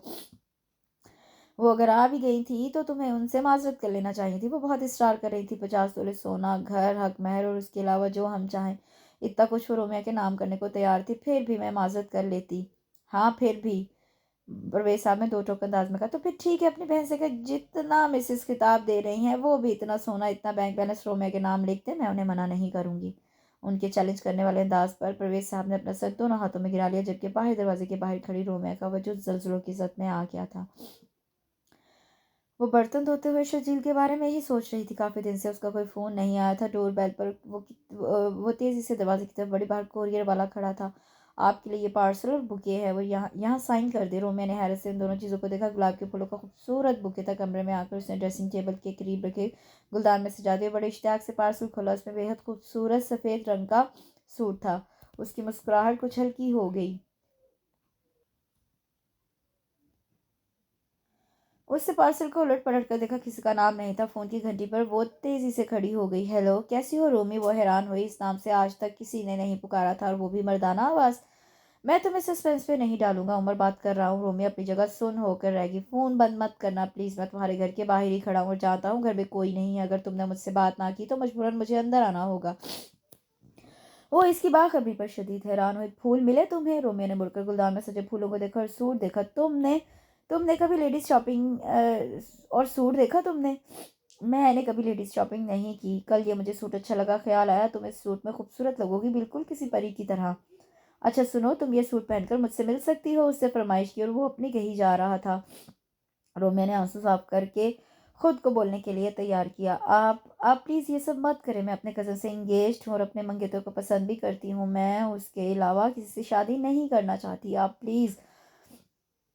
कुछ देर के लिए खामोशी छा गई और अब जब दोबारा आवाज़ आई तो उसमें नरमी गायब थी। अपने बारे में मैं एक बात बता दूं, मुझे जब कोई चीज़ पसंद आ जाती है तो जब तक मैं उसे हासिल नहीं कर लेता चैन से नहीं बैठता। और तुम तो मेरी ज़िंदगी की सबसे बड़ी ख्वाहिश बन चुकी हो। आज तो तुमने कह दिया कि तुम अपने मंगेतर को पसंद करती हो, लेकिन आइंदा कभी ऐसी गलती ना करना, अंडरस्टैंड? साथ ही फ़ोन बंद हो गया। फ़ोन रखकर उसने दीवार से टेक लगा ली। उसके आंसू बड़ी रवानी से बह रहे थे। कुछ देर वो फूलों पर नजरें टिकाए खड़ी रही। अगले ही पल उससे जारहाना अंदाज में फूलों को नोचकर पत्तियों में बिखेर दिया था। वो दोनों आमने सामने बैठे थे। रोमिया के आंसू तेजी से बह रहे थे, जबकि शर्जील के माथे पर बल पड़ रहे थे। कब से हो रहा है ये सब? शर्जील को अपनी आवाज़ अजनबी लगी थी। 2 हफ्ते हो गए वो मुसलसल फूल बेच रहा है। शर्जील में अजीब अजाब में फंस गई हूँ। बहुत डर लगने लगा है। आज भी बहुत मुश्किल से बाहर आई हूँ। मुझे मोमानी से ऐसी उम्मीद ना थी। सब कुछ जानते हुए भी उन्होंने उन लोगों की हौसला अफजाई की। रुपए पैसे के लालच में उन्होंने खानदानी रिश्ते दांव पर लगा दिए। मैं सोच भी नहीं सकता था कि मोमानी की सोच इतनी सतही हो सकती है। उसके लहजे में इतनी तलखी और कड़वाहट थी कि रोमियो सर झुका कर रह गई। कसूर तुम्हारा भी है, तुम्हारी कोई कमजोरी होगी जो वो उम्र खिताब इस हद तक पहुंचा है। पहली दफा ही तुम्हें एक थप्पड़ लगा देना चाहिए था। शर्जील, आप भी मुझ पर शक कर रहे हैं? आपको अच्छी तरह मालूम है कि मैं आपके अलावा ना मैंने कभी दौलत को अहमियत दी, और जहाँ तक थप्पड़ लगाने वाली बात है मैं ऐसा नहीं कर सकती। पता नहीं क्यों मुझे उससे बहुत खौफ आता है। वो रो पड़ी। अच्छा तुम ये रोना बंद करो, सब ठीक हो जाएगा। चलो मैं तुम्हें घर छोड़ दूँ। वो चेहरा साफ करके खड़ी हो गई। शर्जील के पीछे बाइक पर बैठते हुए उसे अजीब सा एहसास हुआ था। उसे चौंक कर अपने इर्द गिर्द का जायजा लिया, लेकिन उसे कुछ भी ऐसा नजर नहीं आया जो अजीब हो। वो सर झटक कर रह गई। शर्जील ने मंगनी की अंगूठी वापस कर दी थी। रो रो कर उसका बुरा हाल हो गया था। वो कितनी दफ़ा उसे फ़ोन कर चुकी थी, मगर फ़ोन मुसलसल बंद मिल रहा था। पता नहीं किस उम्मीद पर उसे दोबारा नंबर मिलाया तो बेल जाने लगी। आखिरी बेल पर उसने फ़ोन उठाया। उसकी आवाज़ सुनते ही वो बोली, क्यों किया आपने ऐसा? जवाबन शर्जील ने गहरा सांस लिया। वो शख्स पागल है रोमिया, उससे मुझे धमकी दी है कि अगर मैं तुम्हारे आस पास ही नजर आया तो वो मुझे मार देगा। रोमिया ने होन भेजा और आप डर गए। बस आपकी नज़र में मेरी इतनी ही अहमियत है? शर्जील ने इस बात का फौरी कोई जवाब नहीं दिया। फिर ठहर कर बोला, मुझे दुबई में जॉब मिल गई है। शर्जील ने इस बात का जवाब नहीं दिया। रोमियो ने फ़ोन बंद कर दिया था। अब सुनने को कुछ नहीं बचा था। उसकी नज़रें भटकती हुई बेड के कोने पर जा रुकी, जहाँ ताज़ा गुलाब के फूल थे। बारिश हो या तूफान, वो फूल भेजना नहीं भूलता था। उसकी नज़रें फूलों पर जम सी गई। रोमिया, देखो बेटा, तुमसे मिलने कौन आया है? नीरा की आवाज़ पर वो उठकर बैठ गई। किसी अपने के होने के आस में उसे दरवाजे की तरफ देखा, लेकिन दरवाजे में खड़ी शमा को देखकर उसकी आंखों की जोत मांद पड़ गई। शमा ने गौर से उसका मुरझाया हुआ चेहरा देखा और उसके करीब आकर बैठ गई। तुम्हारी अम्मी ने बताया था कि तुम्हारी तबीयत ख़राब है। मैंने सोचा अपनी बेटी का हाल अहवाल ही पूछ लूँ। उन्होंने मुस्कुराकर उसके हाथ पर अपना हाथ रखा। मैं पहले भी कई बार आ चुकी हूँ, लेकिन तुम्हारी अम्मी और पापा ने अब हाँ की है, और अब मैं तुम्हारी इजाज़त लेने आई हूँ। बेटा, मुझे खाली हाथ ना लौटाना। उमर हमारा इकलौता बेटा है। हमने बहुत साल उसके बगैर गुजारे हैं। अब इतने सालों बाद वो हमारे पास आया है। अब की बार रोमिया ने नज़र उठाकर उन्हें देखा। बेटा, अगर तुमने इससे शादी ना की तो वो फिर हमें छोड़कर चला जाएगा। आखिर में उनकी आवाज़ भर आ गई। रोमिया इस तरह बगैर किसी जुम्बश के उन्हें देखती रही। उमर तुमसे बहुत मोहब्बत करता है, उन्होंने उसके गाल को छूकर कहा। लेकिन मैं उससे नफरत करती हूँ। उसके कहने पर शमा ने हैरत से उसे देखा। जी हाँ, मैं आपकी बेटी से शदीद नफरत करती हूँ। क्या समझते हैं आप लोग, आपके पास दौलत है तो आप सब कुछ खरीद सकते हैं? किसी की भी जिंदगी, किसी की भी मोहब्बत, आपको मालूम था ना मैं अपने कज़न से मंसूब हूँ। फिर क्यों आई आप हमारे घर? और आपका वो शिद्दत पसंद बेटा क्या किया उसने? मेरे कज़न को अगवा कर लिया, गन पॉइंट पर उसे मजबूर किया कि मुझे छोड़ दे। शमा के चेहरे पर एक रंग आ रहा था, एक जा रहा था। वो इसे धमकी देकर मजबूर कर सकता है, मुझे नहीं। वो अपनी दौलत से मेरी मोहब्बत नहीं खरीद सकता। उसके अल्फाज की तरह उसका लहजा भी सख्त था। शमा ने परेशानी से उसे देखा। ऐसा मत कहो बेटा, उनका लहजा मुल्तजी हो गया। मैं मानती उससे गलत किया, लेकिन जो भी किया तुम्हारी मोहब्बत में किया। मुझ पर तरस खाओ बेटा, मेरी ममता की खातिर हाँ कर दो। हम सब तुम्हें बहुत मोहब्बत देंगे, सर आंखों पर बिठा कर रखेंगे। प्लीज़ बेटा। उन्होंने उसके आगे हाथ जोड़ दिए थे, लेकिन वो उस वक्त बिल्कुल बदलिहाज हो गई थी। नीरा तेजी से आगे की तरफ बढ़ी और उनके हाथ खोल दिए। आप प्लीज़ हमें शर्मिंदा ना करें, मैं अभी परेशान हूँ, मैं इसे समझा लूँगी। आप इत्मीनान रखें। वो खड़ी हो गई। उन्होंने नम आंखों से उसे देखा और कमरे से बाहर निकल गई। उनके जाने के बाद नीरा ने उसे बहुत समझाया, प्यार से, गुस्से से, लेकिन उसकी ना हाँ में तब्दील ना हुई। इस बात को एक हफ्ता गुजर गया। फूलों का सिलसिला उसके इनकार के बाद भी जारी था। आज काफ़ी दिनों बाद वो कॉलेज आई थी। कॉलेज में भी उसकी तबीयत उकताई हुई थी। वापसी में वो मरे मरे कदमों से बस स्टॉप की तरफ जा रही थी कि एक गाड़ी बिल्कुल उसके करीब आ रुकी। उसने जरा सा सर घुमाकर देखा और अगले ही लम्हे वो ठिठक कर रुक गई। वो अपनी तरफ का दरवाज़ा खोलकर बाहर निकला और घूम कर उसके सामने आकर खड़ा हो गया। गुस्से की लहर उसके पूरे वजूद में दौड़ गई। आज पहली बार उसे खौफ की बजाय गुस्सा आया। तो मुझसे शादी क्यों नहीं करना चाहती? गुस्से में भरा उमर उसके सामने था। रोमिया ने नजरें उठाकर उसका चेहरा देखा। मैं आपसे कोई बात नहीं करना चाहती, रास्ता छोड़े मेरा, उसने कहते हुए एक तरफ निकलना चाहा और फिर उसके सामने आ गया। मुझे मेरे सवाल का जवाब चाहिए। रोमिया ने एक नफरत भरी नजर उस पर डाली और जोर का थप्पड़ उसके मुंह पर दे मारा। ये थप्पड़ मुझे पहले ही लगा देना चाहिए था, ताकि तुम्हारी इतनी जरूरत ना होती। तुमने मेरी खामोशी का बहुत फायदा उठाया। दोबारा कभी मेरे रास्ते में मत आना, मुझे नफरत है तुमसे। उसके आखिरी जुमले पर उमर की आंखों में चिंगारियां सी बनने लगी। एकदम उसने सख्ती से रोमिया का बाजू थामा और उसे संभलने का मौका दिए बगैर गाड़ी का दरवाजा खोलकर उसे अंदर धक्का दिया, इससे पहले कि वो सब संभलती। उसे तूफानी अंदाज में गाड़ी चला दी। गाड़ी को अनजान रास्तों पर भागते देखकर वो चीखी, गाड़ी रोको। उसने स्टेयरिंग पर हाथ मारा, लेकिन वो नाकाम रही। गाड़ी रोको वरना मैं कूद जाऊंगी। उसने दरवाजा खोलने की कोशिश की, लेकिन गाड़ी के दरवाजे लॉक थे। कुछ दूर जाकर गाड़ी रुक गई। वो कोई पहाड़ी इलाका था जिस पर कोई रेस्ट हाउस बना हुआ था। उतर कर वो उसकी तरफ आया। दरवाज़ा खोल कर उसका बाजू पकड़ा और एक झटके से बाहर खींचा, और फिर यूं ही खींचते हुए रेस्ट हाउस की तरफ ले जाने लगा। अंदर पहुंचकर उसने उसका बाजू छोड़ा और दरवाज़ा लॉक करके उसकी तरफ मुड़ा। तुम शायद जानती नहीं हो, आज तक कभी मुझ पर कोई किसी ने हाथ नहीं उठाया। तुम्हारी जगह अगर कोई और होता तो मैं उसका हाथ तोड़ देता, लेकिन तुम। वो इश्तियाल से बोला और फिर 2 कदम चलकर उसके सामने आ खड़ा हुआ। मैं तुमसे बहुत मोहब्बत करता हूँ, तुमसे शादी करना चाहता हूँ। क्या मसला है इसमें? उसको करीब आते देखकर वो घबरा गई थी, मगर हिम्मत करके बोली, आपको क्या लगता है आपकी इस हरकत से मैं डर जाऊंगी? खौफ और लालच से जिस तरह आपने मेरे कज़न को मुझसे दूर कर दिया, क्या समझते हैं उनकी चीज़ों से मुझे भी काबू कर लेंगे? हरगिज़ नहीं। मैं कभी आपकी बात नहीं मानूंगी। बेशक आप मुझे जान से मार दें, मैं हरगिज़ आपसे शादी नहीं करूंगी। और अगर आपने कोई और हरकत करने की कोशिश की तो मैं अपनी जान खुद भी ले सकती हूँ। आप इस काबिल ही नहीं कि आपसे मोहब्बत की जाए। रोमे की बात पर उमर ने दोनों बाजू से उसे थाम लिया। रोमे के चेहरे का रंग उड़ गया। मैं तुम्हें यहाँ लेकर आया हूँ तो तुम्हें क्या लगा मेरा गलत इरादा है? उसकी आंखों में देखते हुए बोला। तुम मेरे लिए बहुत काबिल एहतराम हो। मैं तुम पर कोई बुरी नज़र बर्दाश्त नहीं कर सकता, तो मैं खुद किस तरह तुम्हारे साथ बुरा कर सकता हूँ? रोमिया ने कोई जवाब नहीं दिया। वो उसे बाजू से पकड़े पीछे धकेलने लगा, यहाँ तक कि वो पीछे रखे सोफे से टकराकर उस पर गिर गई और खुद घुटनों के बल उसके सामने बैठ गया। तुम मुझसे शादी कर लो रोमी। वो उसके कदमों में बैठकर इल्तिजा कर रहा था। मैं तुम्हें बहुत खुश रखूंगा रोमी, दुनिया की हर खुशी दूंगा। जो तुम कहो, जैसे तुम कहो, मैं सब करूंगा तुम्हारे लिए। वो थोड़ी देर तक यूं ही बैठा रहा, फिर खिड़की के पास जाकर खड़ा हो गया। मैंने ज़िंदगी में जिस चीज़ की ख्वाहिश की हासिल कर ली, लेकिन तुम चीज़ नहीं हो, मेरी ज़िंदगी की सबसे बड़ी खुशी हो। मैं तुम्हें हासिल करना नहीं, पाना चाहता हूँ। मैं तुमसे बहुत मोहब्बत करता हूँ। रोमिया उठकर उससे कुछ फासले पर जा खड़ी हो गई। कितनी मोहब्बत करते हैं आप मुझसे?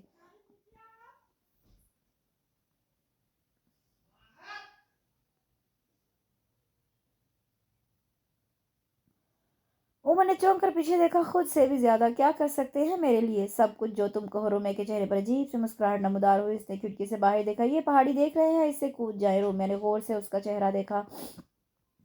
वो थोड़ी देर तक यूं ही उसे देखता रहा, जैसे उसे अपनी नजरों में महफूज कर रहा हो, फिर दरवाजा खोलकर बाहर निकल गया। वो कई रातों से सो नहीं सकी थी। जैसे ही आंख बंद करती उसका चेहरा सामने आ जाता, आंखें खोलती तो हर जगह वही खड़ा नजर आता।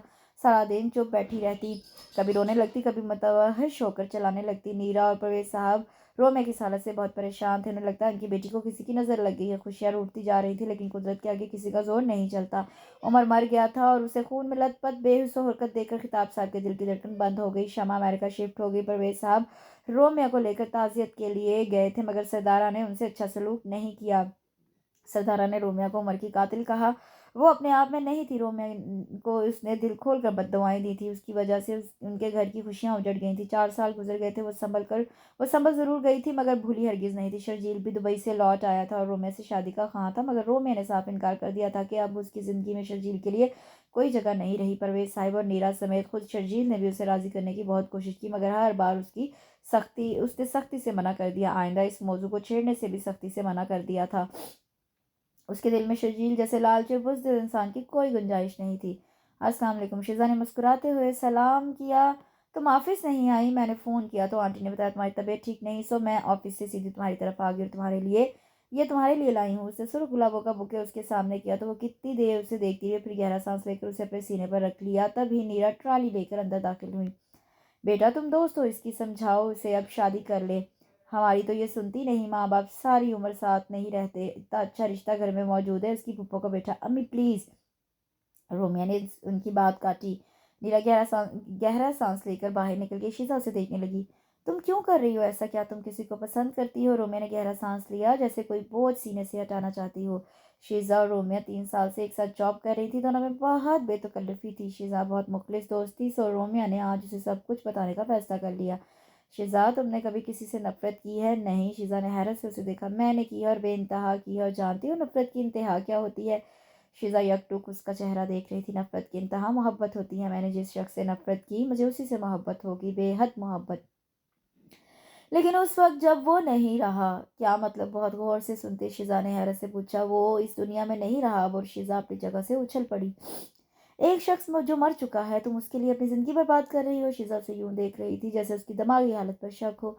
मैं जानबूझकर ऐसा नहीं कर रही शीजा। वो शख्स बहुत अजीब था। एक जुनून देखा था मैंने उसकी आंखों में, और मुझे लगता था जैसे मरते मरते वो अपना जुनून मेरे अंदर मुंतकिल कर गया है, और मैंने उसकी मोहब्बत की नाकदरी की है। अब मैं सारी ज़िंदगी उसकी मोहब्बत के नाम पर गुजारना चाहती हूँ। ये सज़ा मैंने खुद अपने लिए चुनी है, क्योंकि वो मेरी वजह से मरा है। शीजा वो कितनी देर तक उसका चेहरा देखती रही। उसकी आंखों में उलझन तैर रही थी। मोहब्बत को कभी आजमाना नहीं चाहिए, लेकिन मुझसे ये गलती हो गई। मैंने उसे कहा कि अगर तुम मुझसे मोहब्बत करते हो तो पहाड़ी से कूद जाओ, और वो कूद गया। शीजा मेरे कहने पर उसने जान दे दी। कोई करता है इतनी मोहब्बत? रोमिया ने शीजा की तरफ देखकर सवाल किया, जबकि वो रोमिया को ऐसे देख रही थी जैसे पहली बार देख रही हो। उस आदमी का नाम क्या था? यह सवाल करते हुए शीजा का रुआ रुआ जवाब का मुंतजिर था। उमर खिताब। और शीजा का पूरा वजूद जज्बे की जद में आ गया। तुमसे किसने कहा कि वो मर गया है? शीजा की आवाज़ सरगोशी से ज्यादा ना थी। उसकी बुआ जी ने। मैं गई थी उसके घर, उसके वालिद की भी डेथ हो गई। शीजा ने होंठ भींच लिए। हेलो ब्रो, कैसे हो? मैं ठीक हूँ। तुम बताओ, तुमने बुआ से क्या कहा है? वो परेशान है। वो मैं आपको बाद में बताऊंगी। पहले आप ये बताएं, आपकी रूमी का असल नाम क्या है? उमर के दिल की धड़कन तेज हुई थी। एक अरसे बाद किसी के मुंह से उसका जिक्र सुना था, रोमिया। उसके नाम लेने पर शमा चौंक कर देखा। ब्रो आप पाकिस्तान आ जाए, मैं आपको एक लड़की से मिलवाना चाहती हूँ। 3 दिन बाद मेरी सालगिरह है, मैं आपका इंतजार करूंगी। आपकी ज़िंदगी की सबसे बड़ी खुशी मेरे पास है। उसकी कुछ सुने बगैर उसने फ़ोन बंद कर दिया। उमर बुरी तरह उलझ गया। इसी उलझन में भरे अंदाज में उसने सरदारा की तरफ देखा, जिन्होंने उसके सामने हाथ जोड़ दिए थे। वो और शमा हैरत से उन्हें देखने लगे। बेटा मैं तुम्हारी मुजरिम हूँ, मुझे सजा दो। उसने सरदारा के दोनों हाथ थाम लिए, और फिर उसने जो हकीकत बताई, दोनों माँ बेटे साकत रह गए। सरदारा क्यों किया तुमने ऐसा? शमा गुस्से से फट पड़ी। मेरी समझ में नहीं आ रहा था। भाभी बाबा कोमे में थे, आपको अपना होश नहीं था। खिताब भाई इस दुनिया में नहीं थे। डॉक्टर ने जवाब दे दिया था कि पता नहीं कब उन्हें होश आता। मुझे ये डर था कि वो लड़की दोबारा सामने आई और फिर शादी के लिए ना मानी तो पता नहीं बाबा क्या करते। इसलिए मैंने बाबा से कह दिया कि वो इस दुनिया में नहीं रही, कि ना वो होगी, ना बाबा कोई उल्टी सीधी हरकत करेंगे। और इससे भी कह दिया कि बाबा मर गए। मैंने आप दोनों की बेहतरी के लिए ऐसे किया था। मैं नहीं जानती थी कि वो लड़की भी बाबा से। उमर मेरे बच्चे, मुझे माफ़ कर दो। सरदारा ने एक बार फिर उमर के आगे हाथ छोड़ दिए। शेजाब प्लीज़ यार, मेरा बिल्कुल मूड नहीं, तुम्हारे मूड की ऐसी की तैसी। मैं अपने बर्थडे पर ख़ास तौर पर तुम्हें लेने आई हूँ और तुम होके नखरे किए जा रही हो। चलो शाबाश, तैयार हो जाओ, मैं अंकल आंटी को भी साथ लेकर जा रही हूँ। शीज़ा की सालगिरह थी, उसका मूड नहीं था, मगर वो खुद उसे लेने आई थी, नाचार उसे राज़ी होना पड़ा। तैयार होने के लिए उठी तो शीज़ा बोली, सफ़ेद रंग पहनना। और अलमारी की तरफ बढ़ता हुआ उसका हाथ एक लम्हा को रुक गया। उसने पलट कर शीज़ा की तरफ देखा, लेकिन वो कमरे से जा चुकी थी। वो कितनी देर यूं ही खड़ी रही, उसकी आंखों में आंसू आ गए। आंसू साफ करके उसने सफ़ेद सूट निकाला जो 5 साल पहले किसने बड़े प्यार से उसे भेजा था। शीज़ा के घर में काफ़ी रौनक थी, उसका दिल अजीब अंदाज में धड़क रहा था। अम्मी, मैं शीज़ा के पास जा रही हूँ। वो लॉन्च से उठकर अंदर लाउंज की तरफ बढ़ गई कि एक आवाज़ पर उसे रुकना पड़ा। रोमी, उसके कदम जैसे ज़मीन ने जकड़ लिए। ये आवाज़, ये नाम, उसे डरते डरते पीछे मुड़कर देखा। वो बिल्कुल उसके सामने था। उसने पलकें झपकी, उसके इर्द गिर्द सारी चीजें घूमने लगी। गिरने से पहले उसने उसे तेजी से अपनी तरफ पड़ते देखा।